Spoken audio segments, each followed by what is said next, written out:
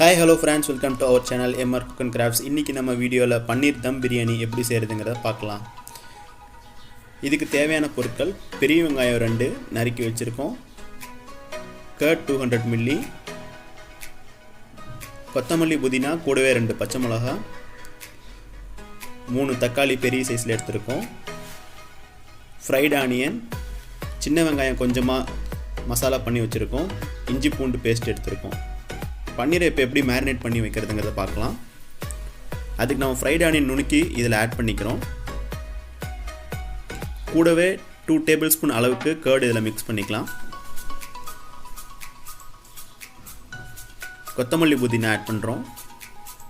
Ginger garlic paste 1/2 teaspoon இதில் add பண்ணலாம். கரம் masala 1/2 teaspoon,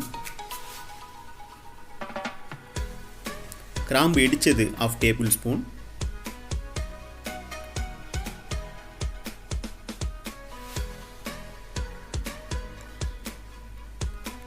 turmeric powder ஒரு 1/2 teaspoon,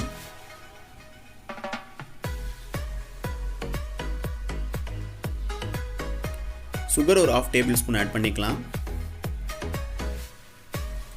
chilli powder 1/2 table spoon, pepper 1/2 table spoon. இது எல்லாத்தையும் add பண்ணதுக்கப்புறம் இதை நல்லா மிக்ஸ் பண்ணிப்போம். இதில் தான் நம்ம பன்னீர் டிப் பண்ணி வைப்போம்.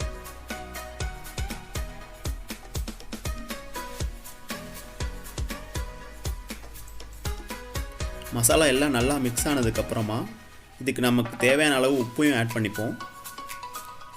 இங்கே 1/2 டேபிள் ஸ்பூன் எடுத்துருக்கோம். பன்னீரை இதில் நல்லா மிக்ஸ் பண்ணிப்போம். மசாலா நல்லா பிடிக்கிற மாதிரி பன்னீரை மிக்ஸ் பண்ணி ஒரு 1 hour அப்படி நம்ம அதை விட்டுறலாம். மசாலாலாம் அப்போ தான் நல்லா இறங்கும். இப்போ பிரியாணி செய்கிறதுக்கு தேவையான அரிசியை 1 கிலோ எடுத்துருக்கோம். இதை நம்ம ஊற வச்சுட்டோம் அரிசியை கழுவி. இப்போ ஒரு பேனில் கொஞ்சமாக கீ ஆட் பண்ணி கொஞ்சம் சூடானதுக்கப்புறமா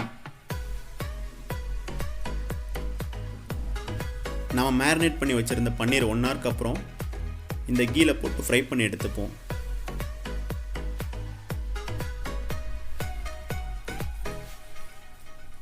டீப் ஃப்ரை பண்ண தேவையில்லை. ஒரு 75% நல்லா குக் ஆனால் போதும். கொஞ்சம் ப்ரௌனிஷாக வரவுக்கு குக் பண்ணிக்கலாம். மசாலாலாம் நல்லா இறங்கியிருக்கும். பார்க்கவே கலர்ஃபுல்லாக இருக்குது. டேஸ்ட்டும் ரொம்ப சூப்பராக இருக்கும் பிரியாணியில். ஸோ இப்போ இது ரெடி ஆகிடுச்சு.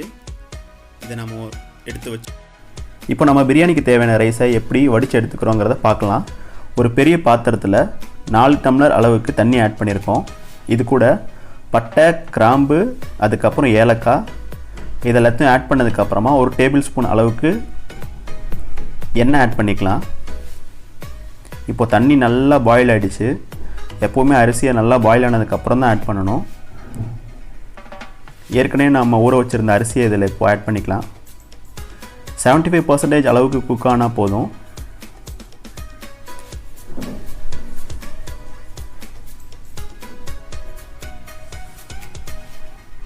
நம்ம அரிசி இப்போது நல்லா வெந்துடுச்சு. இதை வடித்து எடுத்துப்போம்.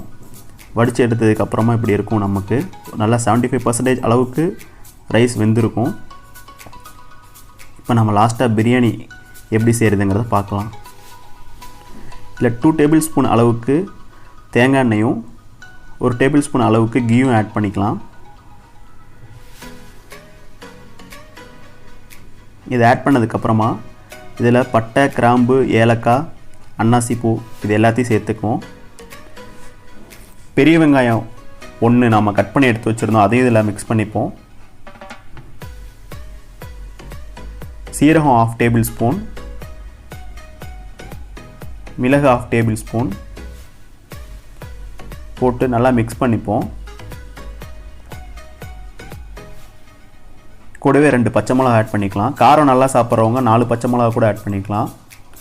சின்ன வெங்காயம் அரைச்சி வச்சுருந்தோம். அதையும் இதில் ஆட் பண்ணிப்போம்.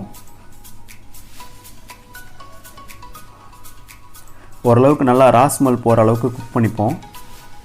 கூடவே ginger garlic paste 2 tablespoon இதில் ஆட் பண்ணிக்கலாம்.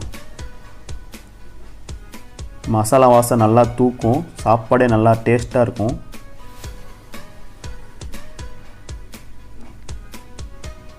லாஸ்ட்டாக நம்ம கட் பண்ணி வச்சுருந்த தக்காளியும் இதில் ஆட் பண்ணிக்கலாம். 3 தக்காளி இங்கே எடுத்திருக்கோம். ஓரளவுக்கு காரத்தை கம்மி பண்ணி கொடுக்கும்.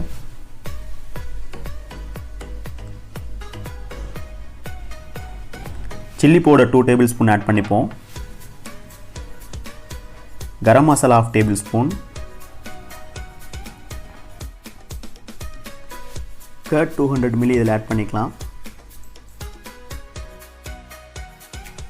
தயிர் ஆட் பண்ணதுக்கப்புறமா கடைசியாக கொத்தமல்லி புதினா கட் பண்ணி வச்சுருக்கோம், அதை லாஸ்ட்டாக ஆட் பண்ணிக்கலாம்.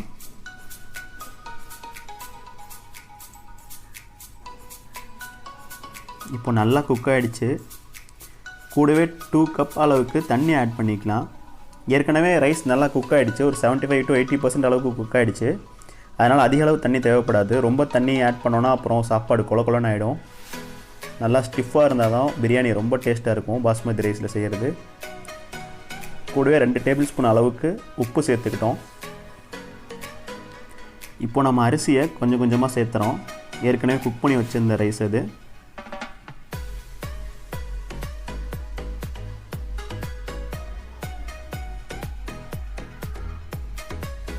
ரொம்ப கிளறாமல் அப்படி பூவாட்டம் நம்ம இதில் ஆட் பண்ணிக்கலாம். ஏன்னா லேயர் பை லேயராக நம்ம இதை ஆட் பண்ணுவோம். ஃபஸ்ட்டு அரிசி போட்டுட்டு அதுக்கப்புறம் இன்னொரு லேயரில் பன்னீர் ஏற்கனவே ஃப்ரை பண்ணி வச்சுருந்தோம், அதை இதில் ஆட் பண்ணிக்கிட்டோம்.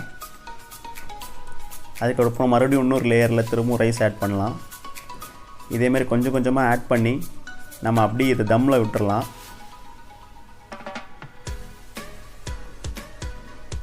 லாஸ்ட்டாக தம்மில் விடும்போது கொஞ்சமாக நெய் ஆட் பண்ணிவிட்டு இதை நம்ம கப்புன்னு மூடி வச்சிடலாம். எப்போவுமே நம்ம பிரியாணியை தம்மில் விடும்போது நம்ம பாத்திரத்துக்கு கீழே ஒரு தோசைக்கல் சேர்த்துப்போம். அப்போ தான் வந்து சூடு வேகமாக இறங்கி அடி பிடிக்காமல் இருக்கும். பாருங்கள், இப்போ நமக்கு பிரியாணி ரெடி ஆகிடுச்சு. தம்மில் பார்த்திங்கன்னா ஒரு 10 minutes லோ ஃப்ளேம்லேயும் 5 minutes ஹை ஃப்ளேம்லேயும் வச்சுருங்க. நம்ம போட்டிருக்க அந்த தண்ணியிலே ரைஸ் நல்லா குக் ஆயிரும். எக்ஸ்ட்ரா எதுவுமே ஆட் பண்ண தேவையில்லை. பாருங்கள், சூப்பராக குக் ஆகிடுச்சு. பார்க்குறக்கே ரொம்ப கலர்ஃபுல்லாகவும் டேஸ்ட்டாகவும் இருந்துச்சு பிரியாணி. நீங்களும் செஞ்சு பாருங்கள், எப்படி இருந்துச்சுன்னு சொல்லுங்கள். லாஸ்ட்டாக நம்ம கார்னிஷ்காக கொஞ்சமாக கொத்தமல்லி தலையும் ஃப்ரைட் ஆனியனும் இதில் ஆட் பண்ணிக்கலாம். ஃப்ரைட் ஆனியன் ஆட் பண்ணும்போது டேஸ்ட்டு ரொம்ப சூப்பராக இருக்கும். நீங்களும் மறக்காமல் உங்கள் வீட்டில் கண்டிப்பாக பன்னீர் தம் பிரியாணி செஞ்சு பாருங்கள். எப்படி இருந்துச்சுன்னு சொல்லிட்டு கமெண்ட் செக்ஷனில் மென்ஷன் பண்ணுங்கள். இந்த வீடியோ உங்களுக்கு பிடிச்சிருந்தா மறக்காமல் லைக் பண்ணுங்கள், நம்ம சேனலை சப்ஸ்கிரைப் பண்ணுங்கள்.